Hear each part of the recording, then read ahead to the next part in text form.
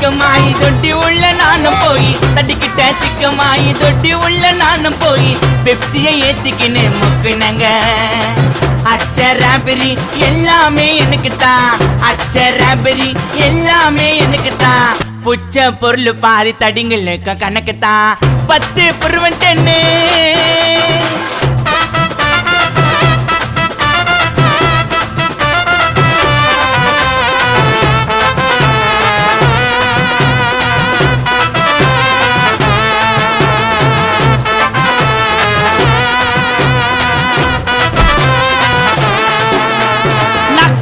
வச்சதுமே விறு விறுன்னு இருக்குதுங்க. டீல எத்தா ஜன்னம் பறக்குதுங்க.